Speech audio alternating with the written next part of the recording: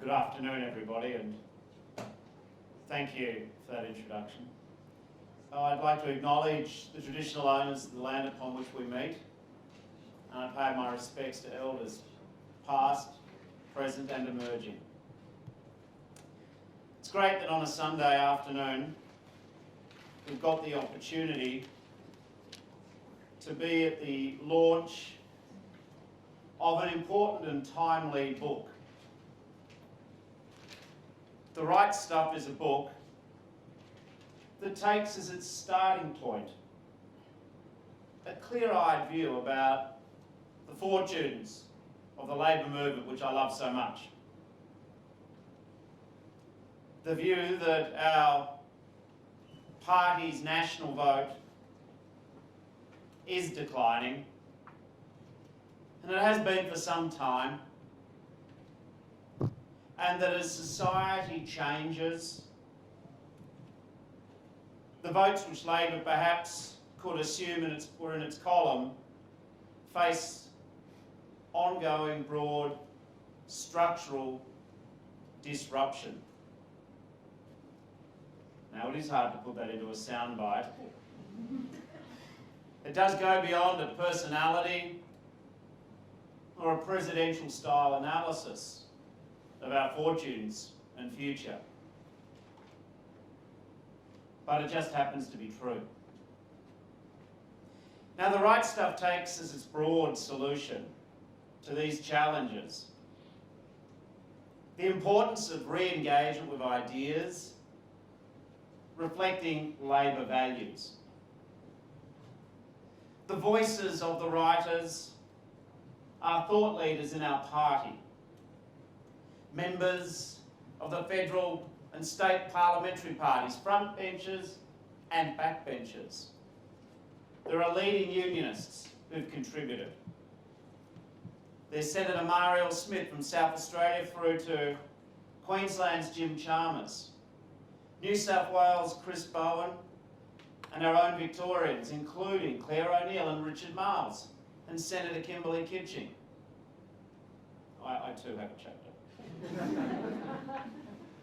It is, I think, though, important and remarkable that we could bring together 31 of these contributors into a quality collection of essays. So I wish to congratulate, firstly, the John Curtin Research Centre, its director, Dr. Nick Dyrenfirth, and Misha Zielinski, on The Right Stuff. Now, in congratulating Nick on his effort, it may be worth looking briefly at the broader mission of Nick and the Curtin Centre. This has been described, I think, eloquently by one wag in Crikey, on the Crikey website in the following terms. I'm going to quote Guy Rundle precisely. Dyrenfirth has taken on a thankless task, that of trying to intellectually reinvigorate the Labor right, which is like getting a book club going amongst the Carlton crew. Now, as a long-term member of the Labor right, I need to say that observation is very offensive, just a little bit accurate. Now, Nick, today we're all on our best behaviour, we've come along with our best manners, and the book club's coming along well, mate. Now, friends, not all is doom and gloom. Opposition is wearingly tough. But Anthony Albanese is doing a good, solid job in difficult times for any opposition in the country. Difficult times where the unity of the national moment naturally favours incumbent governments. The Morrison coalition may seem to have the upper hand, but he and they are beatable. Our opponents do not have the history which we have, the values which we share, the passions and the principles that we share. They lack a vision, a story to write Australia large. That's why they're so obsessed with defining themselves constantly in relation to Labor. That's why they're always trying to import those bizarre culture wars from other countries. It's why they've become prone to parroting the rabid far-right conspiracies from overseas. But if they can't beg, borrow or steal a talking point from Thatcher or Trump or QAnon, they then fall back on the old faithful, dusty Menzian dissertations about the evils of government and the virtues of the individual. And somewhere in there, they always rub their rabbit's lucky foot to tell themselves they're the party of free choice.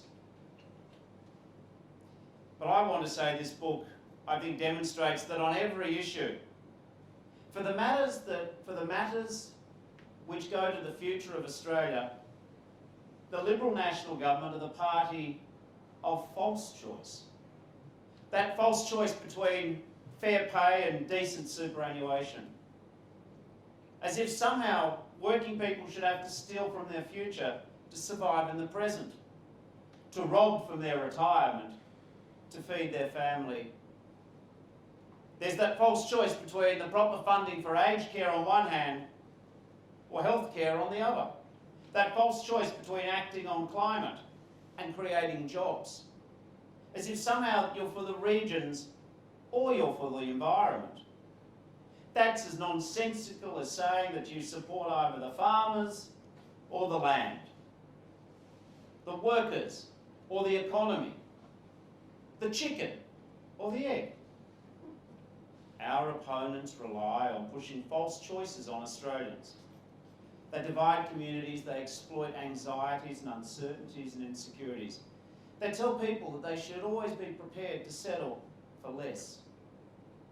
And our opponents rely on Labor signing up to that choice, often unwittingly, allowing ourselves to be cornered, boxed in, pinned to the debate on their terms like a butterfly under glass. They accuse Labor of identity politics and class war, yet that exactly is the Morrison strategy. And the Liberals are masters of misdirection. They say, look over there, not here. Over there, attack Cricket Australia, have a culture war. Over here, slash JobKeeper in hospitality and tourism and live event industries.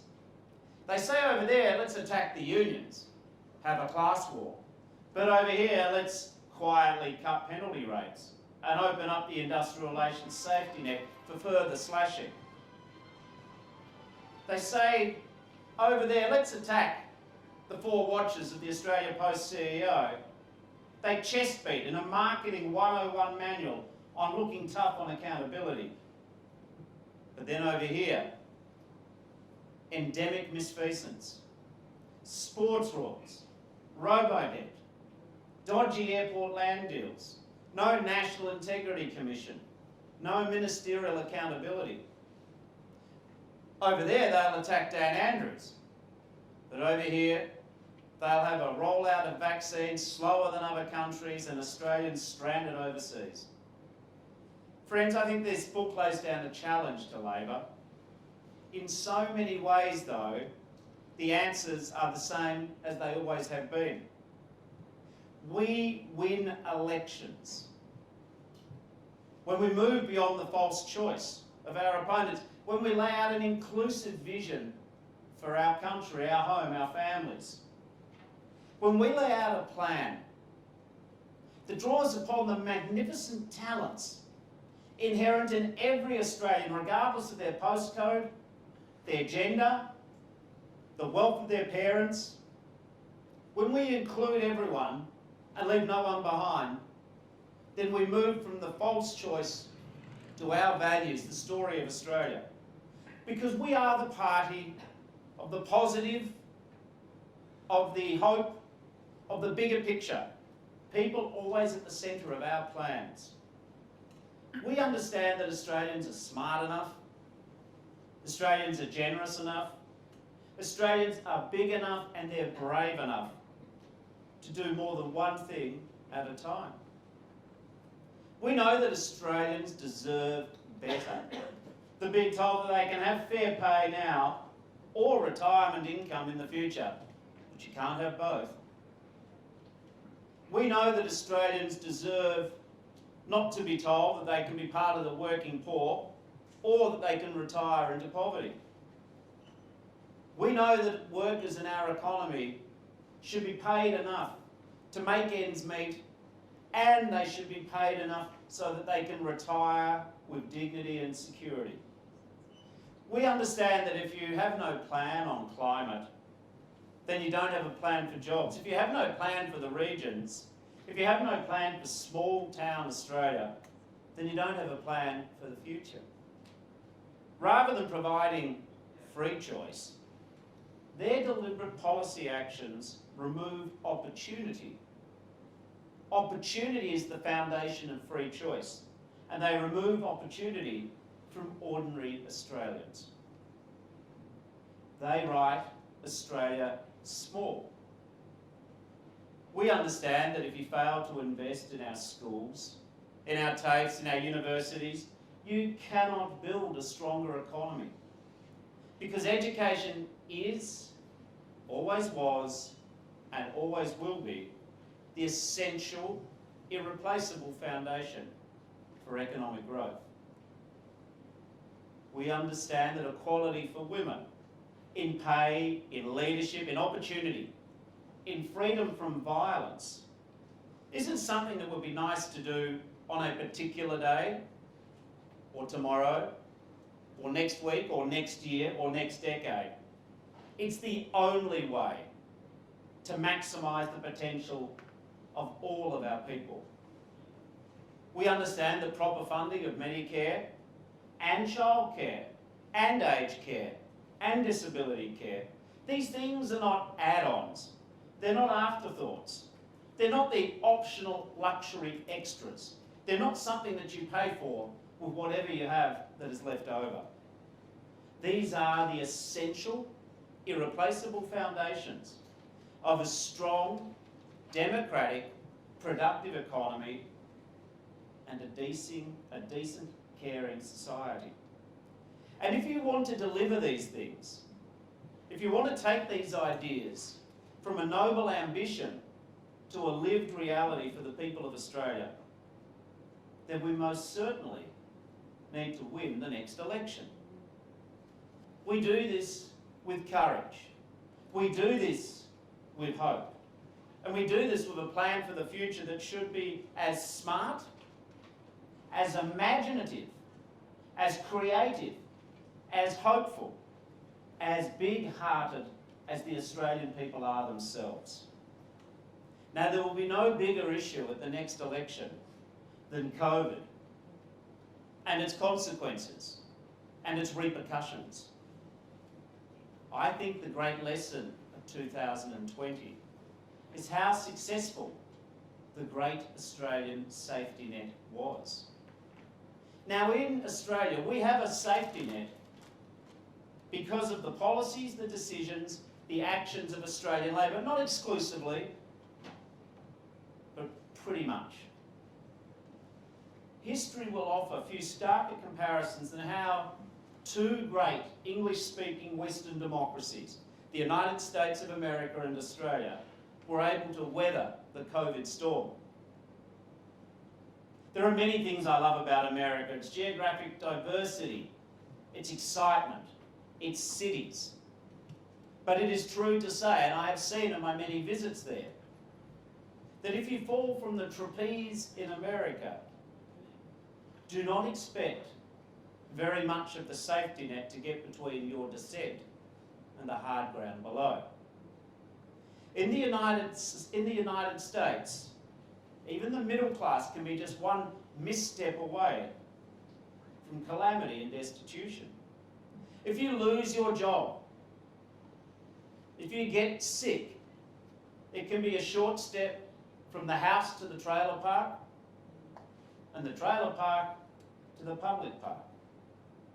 In the United States, you can count on very little. Not sick leave as we know it, not affordable public health as we know it, not the social security as we know it, not long service leave, nor superannuation, nor the National Disability Insurance Scheme.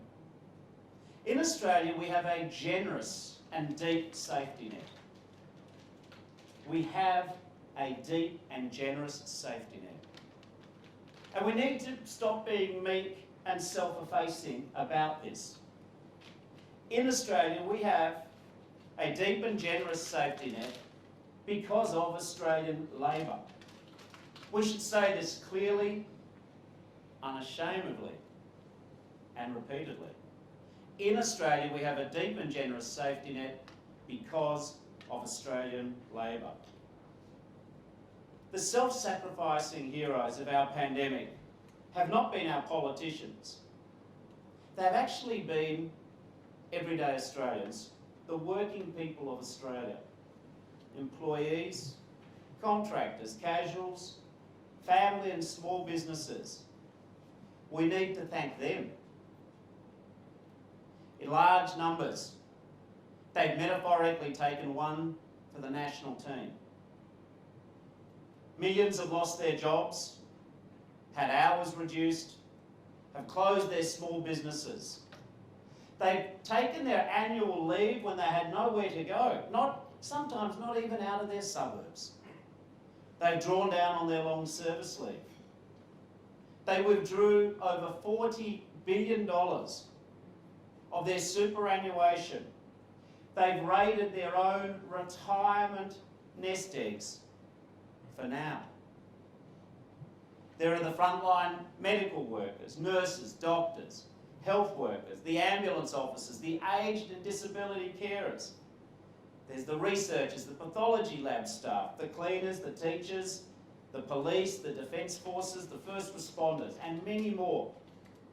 They've all risked COVID themselves by continuing to front up for work every day throughout the crisis. Australians made an unspoken deal with their government. They said, we will take this hit. We will take this hit to get through the public emergency first, the public health emergency, to get it under control. And the understanding was that we would put up with the rules and the regulations and the changes and the lost business and the grandparents not seeing the newborn grandchildren and people missing the weddings and the funerals, the hardship, very real. But it was on the understanding that their government would be there for them on the other side. But what exactly has the Morrison government done? Now, I do acknowledge the value of JobKeeper and JobSeeker, and I acknowledge that. But unbelievably, now they seem intent upon reducing the safety net, the great Australian safety net, contributed to by Australians. They're taking it away from the very working people who've got us through the last 12 months. The Coalition have renewed their war on superannuation. They've committed to a too early snapback on JobKeeper. They're threatening, remarkably, a new round of industrial changes that reek of the worst of work choices. Ironically, now, if there was ever a time in the peacetime history of Australia to say thank you to Australian working people and small and family businesses, that time is now. But instead we have the most perverse of responses. Silence, slipperiness, cynicism. Every week it is dripped out of the government that they are considering the deferral of the superannuation increase that was promised to operate from July the 1st. This was a promise they made at the 2013 election, at the 2016 election, and the 2019 election. And nor have they made a clear ruling out of changes to the award safety net. Nor have they deferred the reduction in penalty rates. Nor are they seeking to improve the collective bargaining system at a time of wage stagnation. The COVID crisis has made the practical life of many working Australians extraordinarily hard. They've carried that burden courageously and impressively. Between now and the next election, and beyond, we need to remind the electorate of three truths. One, that the legacy of generations of Labor governments and oppositions, the Australian safety net, protected us during the pandemic. Two, that our response was built upon the backs and sacrifice of working Australians, small businesses. And three, that the first order of business now for the Coalition is to undermine these working Australians, and they resume their attacks instead upon the safety net. Think about it. A Labor safety net, compared to the United States, has delivered. The working Australians have delivered, and this government's thank you is to go after their circumstances. Now, the authors in this book, my colleagues, have taken a brave and clear-eyed approach to the problems, the challenges facing Labor. It is in that spirit I speak today. A major challenge for Labor is that we are losing working class votes. The great irony is that the government and the Coalition, who complain about identity politics, have outplayed us in identity politics. This is an issue that goes to the core of who Labor is and our mission as a political movement. How on earth are we losing working class votes? Shallow, snappy answers do no justice to the importance of this question. I think there are a couple of key factors that are worth considering and emergent themes in this book. We need to get oxygen to talk about the issues of jobs, creating jobs, maintaining jobs, the issues of work, the issues of workers, their families, and economic advancement for all. I wonder how working class Australians feel about our priorities when we get wedged into debating environmental issues with a near monopoly of our scarce time in the media, and they squeeze out industrial cost of living issues. I think it is also relevant that trade unionism is under pressure and has fallen from more than half the workforce in the 1970s to a little above 15% now. So what is the road back? After our rout in 2013, Labor came frustratingly close in 2016 and 2019. We won 46% of the seats in 2016 and 45% in 2019. We lost narrowly in 2019, but a loss is a loss no matter how narrow. And a loss not just means more time for Labor on the opposition benches. It has meant that for the issues that are relevant to many Australians, they just get neglected for another 3 years. It is true, I've discovered, painfully true, that you learn more lessons in defeat than you learn in victory. But it is important not to learn the wrong lessons. I've learned the lessons of defeat. I have learned that the party must understand and appreciate the dangers of taking too large, too cluttered, too detailed policy agenda to the election. But the polar opposite of a tiny agenda is also not the right way. We must be an opposition that stands for something. Labor cannot simply be the negative party of opposition. Labor is judged by a higher standard. And Labor is at its best when it offers a positive and exciting vision for people, not just a repudiation of the sterile views of the right. We must be a party of Labor which stands for the issues of everyday working Australian women and men. I think Amanda Rishworth's work, my colleague in early education, her work on our childcare early education policy is a great example of what I regard as the right path. There is plenty of room, friends, between being the party of too many ideas and a party that is such a small target that people may not know what it actually stands for. To be proud of our Labor legacies is to believe in the future. Labor legacies which we start building brick by brick today and tomorrow. I think back from when I was 17 years old and I joined the Labor Party. I've seen some great achievements. There was Medicare for all in the 1980s. There was the Accord and the enterprise bargaining reforms of the 1990s, which laid the groundwork for 2 decades of the best real wages growth Australians have experienced. And most recently, the National Disability Insurance Scheme in the last 10 years is changing the lives of hundreds of thousands of our fellow Australians. We are residents of Melbourne in the proud state of Victoria, where 3 decades ago, 2.5 decades ago, Labor was in disarray, but now we are the trusted party of government. We have a state Labor government that is focused on the real world needs of working people, that has successes under its belt.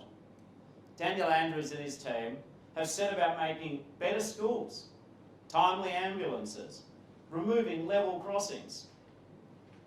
Power for purpose, not power for power's sake.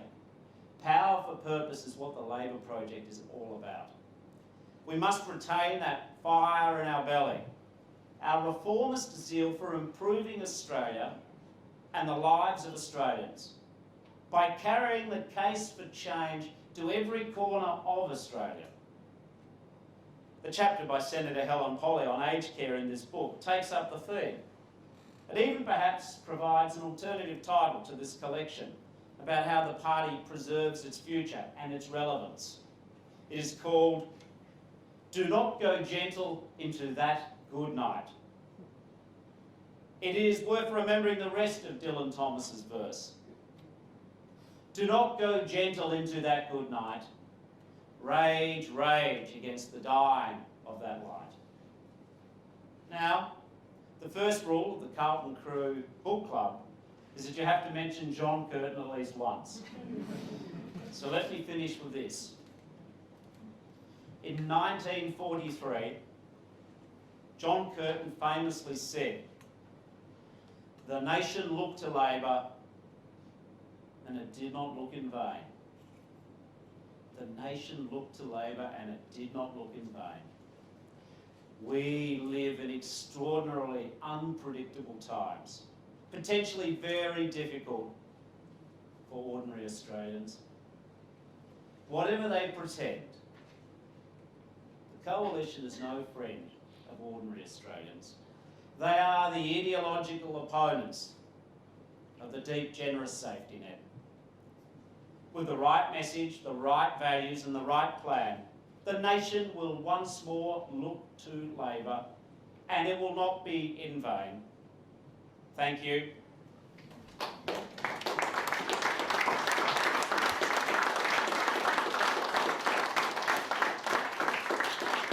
I commend The Right Stuff, and it is formally launched in Melbourne.